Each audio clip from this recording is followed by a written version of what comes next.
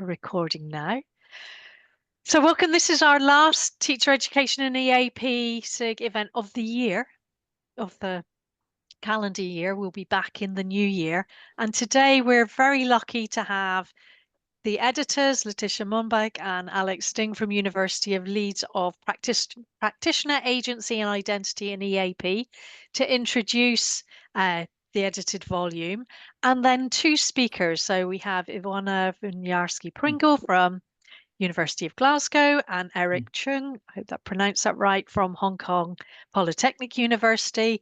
Both of those are talking about scholarly work and professional development, and so it's obviously very pertinent to the work of the SIG. So the running order is Letitia and Alex, or Alex and Letitia, introducing the volume, and then Eric, and then Ivona, if that's okay. Okay. Yeah. And then there should be some time for question and answers at the end, but we'll let the speakers speak and then do that. So without further ado, I'm going to pass over to Alex and Letitia. Letitia, do you want to start? I think you should. Okay. Well, thank you for coming. I'm only going to say very few words, but I wanted to just situate this volume in the collection, really. One of the main concerns in the New Perspective series was to have a kind of, I suppose you'd call it a kind of reflexive orientation to our work. Much of EAP is outward facing towards disciplines, towards others, students and academics. And my feeling was that unless we know the terms and conditions of our own work, we're unlikely to exercise the kind of agency that we need. So the social theory volume, the politics and policy volume, and the identity and agency volume were part of that push to understand ourselves better.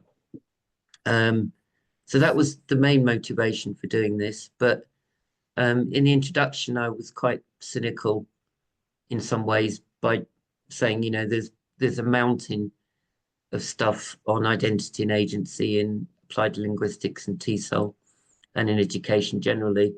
And I was quite wary when I was working with Letitia of kind of producing another book that gets forgotten in that pile of stuff on identity and agency. So we really tried to almost like have a kind of micro scale look at practitioners and their practices in quite a variety of contexts within the book, and also operating with different kind of theoretical lenses so that people could pick up on that and maybe be inspired by a chapter or two to conduct their own investigations.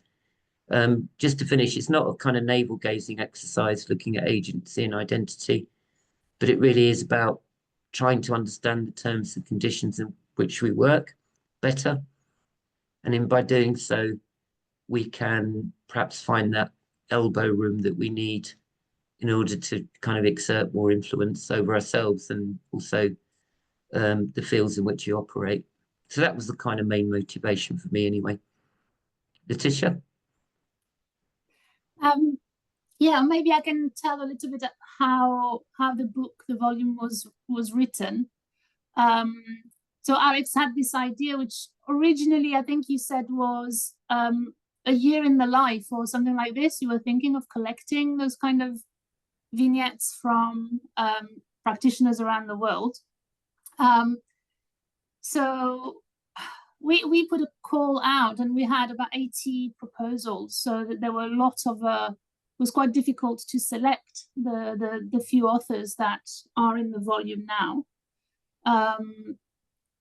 We tried as we could to kind of include as many people, and some people that we knew had a lot to say and maybe whose voice wasn't usually heard very often.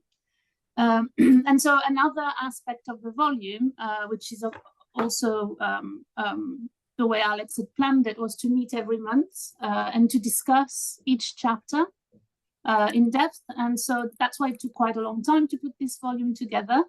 It was over I think we were still in the pandemic. I certainly was still in Singapore while everybody was partying in the UK. And so that was, I think, a really great aspect of this book, that we were talking to each other as we progressed and kind of gave advice and so on. And it was a very nice element, I think, of this, because it wasn't just, I mean, the authors did kind of share a lot throughout the maybe 18 months or so.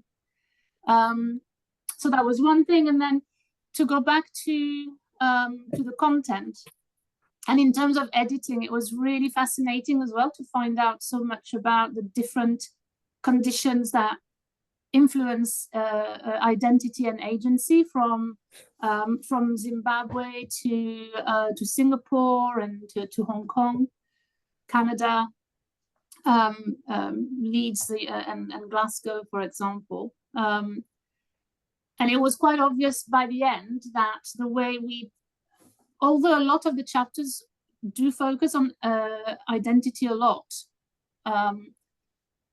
it was quite obvious that agency is really contingent to the context. And so we had a range of situation and positions with regards to agency, from very little, although the context is analyzed very clearly and the structural forces are very well understood. There is no agency that derives from it. That was the case, we thought, in the Pakistan chapter, which was quite heartbreaking to see, to be clear-sighted and yet completely unable to really do anything. And you had a lot of, like a whole range about agency, all the way to the chapter in Singapore where the marginalization is used as a real power. And I learned the word fulcrum. I didn't know that word when I read that chapter. So the idea that the idea of marginality can be exploited to our advantage. So it was a great experience, and I think that's all I have to say. I'm just checking if I can see any authors, and B is here, and she has a chapter on ethics. I invited the authors, but they are all over the world, so it might be difficult for them. But thank you, Carol, for the invitation. Oh, thank you for coming. So should we move on to Eric? Eric's from Hong Kong Polytechnic University, and I'll let him tell you about his work. Okay. So as I said before the talk, I'm still quite reliant on slides before I work on my storytelling skills, so I will have to use my slides. Okay, so here it is. I'm Eric. I'm from Hong Kong. I'm a senior lecturer at a Languages and Communications department of a self-financed tertiary institution in Hong Kong, so which is self-financed, but also an affiliated institute under the Hong Kong Polytechnic University. So my chapter is about how we are balancing the roles, the many different roles in a teaching institution, because in the first place, we are lecturers, we are teaching intensive lecturers. And in terms of the title, we are not like the Commonwealth kind of naming or labeling system that puts us on a par with like tenure track professors.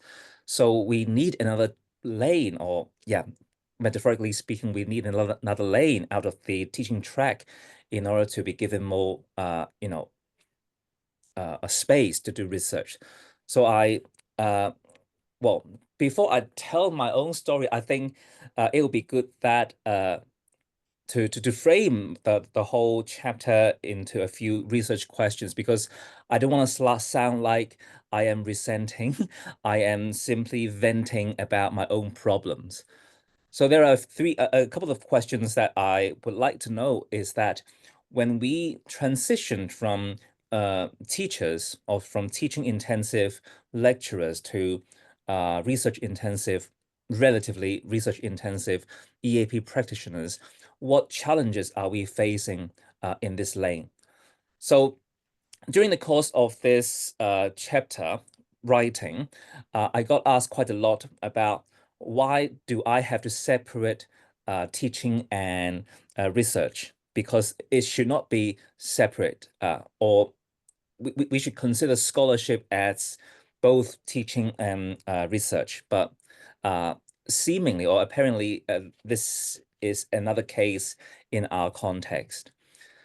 Another question goes, what motivates teaching intensive EAP lecturers like me to transition into the research lane despite the precarity that we talk about? So I found another kind of precarity in my context, which may be applicable or may be applicable to other self-financed institutions in Hong Kong, or maybe in your own context, I'm not sure. So we can discuss after my little talk.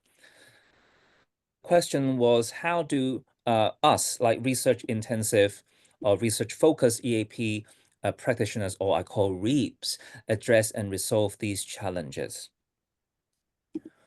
Okay, so I adopted a qualitative approach, which involves semi-structured interviews. I interviewed 6 lecturers, but 2 dropped out, or not dropped out, but I simply removed them because they didn't teach any EAP subjects. So finally, 4 lecturers' interviews were included.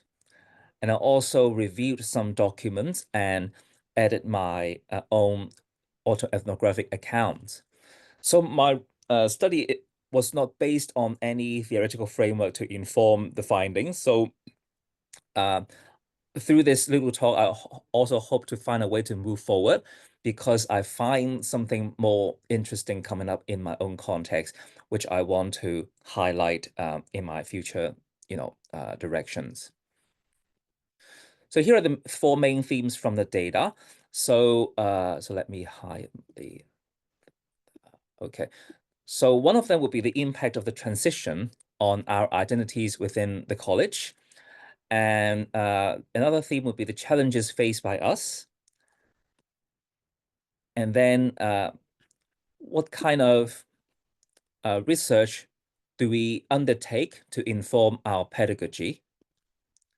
And what are the coping strategies? So aside from talking about challenges, I also wrote about what we as REAPs would think about how to address the challenges and how to go about our, academic life in this, institution.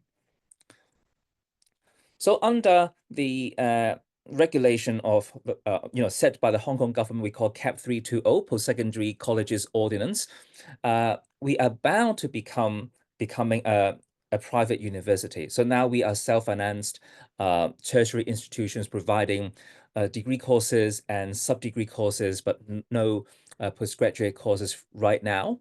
But we are going towards transitioning towards a private U.